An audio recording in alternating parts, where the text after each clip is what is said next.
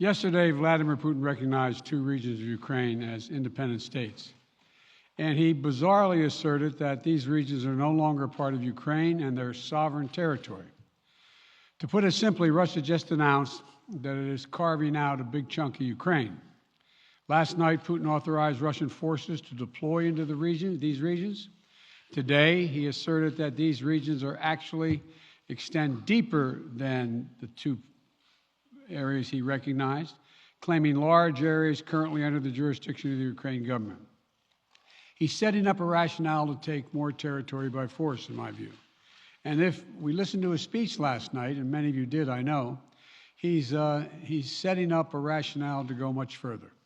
This is the beginning of a Russian invasion of Ukraine, as he indicated and asked permission to be able to do from his Duma. So let's begin to, I'm going to begin to impose sanctions in response far beyond the steps we and our allies and partners implemented in 2014. And if Russia goes further with this invasion, we stand prepared to go further as with sanctions. Who in the Lord's name does Putin think gives him the right to declare new so-called countries on territory that belong to his neighbors? This is a flagrant violation of international law, and it demands a firm response from the international community. So today, I'm announcing the first tranche of sanctions to impose costs on Russia in response to their actions yesterday.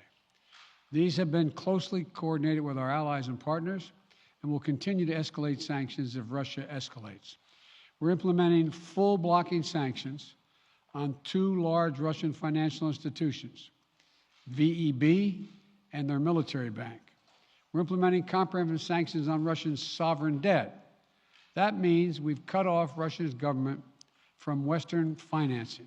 It can no longer raise money from the West and cannot trade in its new debt on our markets or European markets either. Starting tomorrow and continuing in the days ahead, we'll also impose sanctions on Russia's elites and their family members.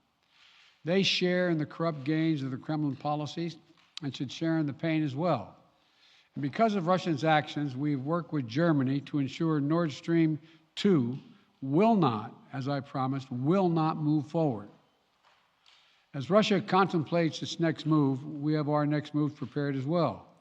Russia will pay an even steeper price if it continues its aggression, including additional sanctions.